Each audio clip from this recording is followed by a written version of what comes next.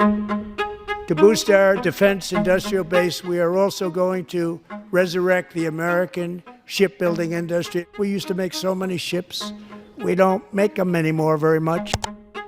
Why did President Trump talk about shipbuilding in his address to Congress? Directly after discussing military recruitment and missile defense, Trump announced that he'd be creating a new Office of Shipbuilding in the White House. If you look at it in the context of the full speech, you'll notice that Trump doesn't talk about shipbuilding just in terms of American competitiveness or reindustrialization. He frames it as a matter of national security. What we're really seeing now in relation to shipbuilding is a problem that's been building for a couple of decades. Fighting wars isn't just about warships. Obviously, that's a major part of what we're looking at, but there's a logistics nature to it as well. How does the US maintain its Navy? How does it maintain a commercial fleet? How does it support a war effort if it doesn't have an industrial base to lean on in those times of crisis? Just how small is the US shipbuilding industrial base? To understand that, we'll need to zoom out to look at the global shipbuilding industry.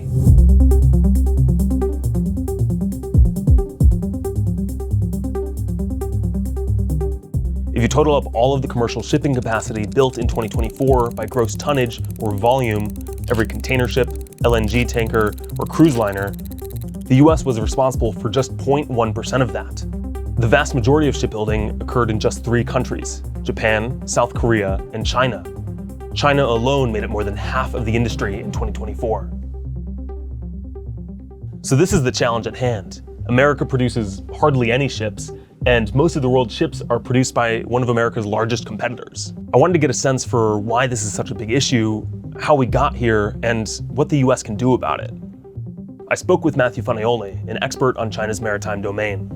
His latest CSIS Hidden Reach report, Ship Wars, puts a spotlight on China's shipbuilders and the risks of letting the industry go unchecked. And I want to guide you through the data behind America's shipbuilding shortfall, take a look inside China's shipbuilding empire, and explain what this all means for US national security.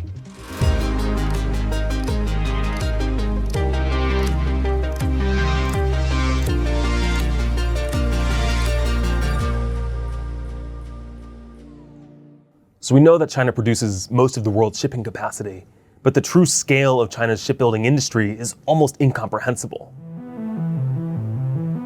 Hundreds of shipyards dot China's coastline and waterways, launching a new commercial ship roughly every 9 hours.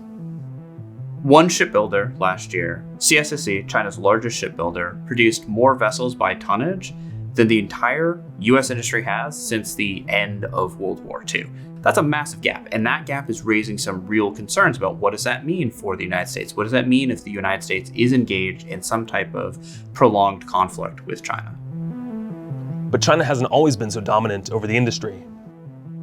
At the turn of the century, it was a relatively minor player in global shipbuilding, and Chinese leaders wanted this to change. In 2002, Chinese Premier Zhu Rongji laid out an ambitious goal for China to become the largest shipbuilder in the world by 2015. China achieved this goal by the end of the decade, years ahead of schedule, primarily through massive state support for the industry. One study estimates that between 2006 and 2013, the Chinese government poured over $90 billion of subsidies into the burgeoning shipbuilding industry. This is part of the reason why China was able to maintain a strong output even after the global shipbuilding industry slumped in the early 2010s. China now dwarfs all of its competitors. For reference, the United States hardly even registers on this chart.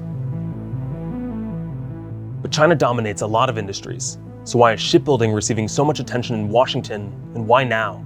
For that, we need to take a closer look at what's happening within China's shipyards. If you zoom into the waters surrounding Shanghai, you'll find Chongqing Island. It's a sprawling shipbuilding base home to 2 of China's most productive shipyards, both operated by CSIS. You can see in the satellite image from December 2024, numerous commercial vessels under construction. There's bulk carriers, traditional cargo ships, and LNG tankers.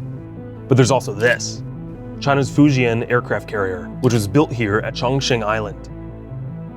In this one snapshot, there are dozens of naval vessels interspersed with commercial ships. And it's not just Chongqing where we see this pattern. Here at Longshui Island in Guangzhou, you can see a container ship owned by Evergreen, a Taiwanese company, under construction next to a Chinese submarine and an experimental drone carrier.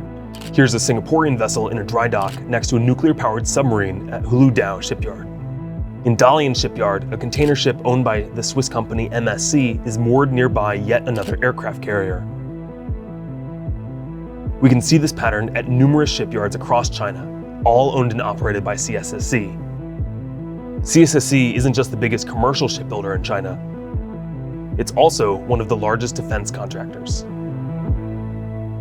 CSIS is really the linchpin of China's strategy to leverage military-civil fusion to upgrade its navy while also dominating the commercial shipbuilding sector. Military-civil fusion, or MCF, is the dark underbelly of the rise of China's shipbuilding industry. At the same time that China was pouring money into shipbuilding, the government was pushing the industry to integrate its military and commercial sectors. In 2017, Xi Jinping elevated MCF to a national strategy, highlighting shipbuilding as a key area for implementation. And the chairman of CSIS at the time called this a mobilization order for the company. Military-civil fusion allows for CSIS and other state-owned enterprises to share revenue, resources, and technology between military and commercial projects. So the money from the foreign ships built in these shipyards helps power China's naval expansion. What we see is that some of China's most productive shipyards are those dual-use shipyards. Those are the shipyards that are producing both commercial and military hulls. Those shipyards are very productive. They're able to do things at scale, which also means they're very attractive to clients. And those aren't just Chinese clients. They're also foreign clients that are funneling capital and technologies into these shipyards. But what that ends up doing is funneling capital into China's military upgrades. If you look 30 years ago, China's Navy is a modest regional defense force. Now, it's one of the most advanced navies in the world, and it's also the largest navy by fleet size globally. The US still enjoys a number of advantages when it comes to China. The US has been doing this for a long time, and by and large, the Chinese Navy is an untested force. The US Navy still boasts several major advantages over China's fleet, but there's now growing scrutiny over the forces powering the rapid rise of the Chinese Navy. To help clarify the risks of military-civil fusion in China's shipbuilding industry, Matthew and the Hidden Reach team at CSIS examined the records of over 4,000 ships built in China between 2019 and 2024. The analysis illustrates a new risk landscape of China's shipbuilding industry, across 300+ shipyards active during this time. One of the big challenges in tackling this problem is that it's a fairly opaque ecosystem when you're looking at China's shipyards and understanding where's the risk, where does the threat really lie. Around half of China's output is actually coming from just a small subset. Around 10 to 12 shipyards are really the ones that are producing the largest and the most sophisticated vessels.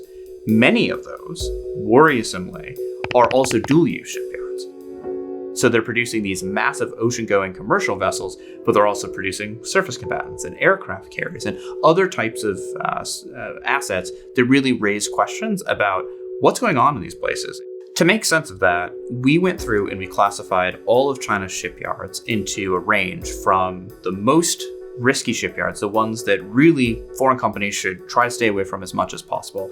Those are tier 1 shipyards. These are ones that are owned by CSIS, in which we have seen sustained evidence of them producing warships, all the way down to what are privately owned shipyards in China that are really only engaged in commercial production. It's really difficult for companies to try and avoid China. They control 50% of the market, and so there's just a gravitational pull that is going to bring companies to their doorstep. If you're going to buy ships from China, what we propose in the report is reduce your risk. Try to reduce the possibility that the money that you're putting into the Chinese economy is inadvertently supporting China's military modernization. This research has helped to shine a light on China's opaque shipbuilding industry, and it comes at a critical time, as the United States is now pursuing actions to respond to Chinese dominance. There's now bipartisan support to try to understand and assess why is it that China produces so many vessels and the US is so far behind. And it's something that's rare in DC, where there's fairly bipartisan support and recognition of the challenge. In addition to standing up an office for shipbuilding in the White House, the administration has also proposed charging fees for all ships built in China to dock at US ports. Meanwhile, on Capitol Hill, a bipartisan group of lawmakers has introduced the Ships for America Act. This bill focuses on targeting specific Chinese shipyards as opposed to all Chinese-built ships, while bolstering the US's own shipbuilding industry and workforce. The most important thing is to understand that the economic challenge that we face in the commercial shipbuilding sector and the national security challenge that we face from China's dominance in shipbuilding is really one of the same. We have to look at them as one problem because China looks at them as one problem, and our policy solutions need to address them as one problem. Combating China's dual-use shipbuilding strategy requires there to be sustained collaboration between government, between industry, and also bringing our allies and partners in so that we can work together to come up with some type of collective action that pushes back on China and puts the US in a better position.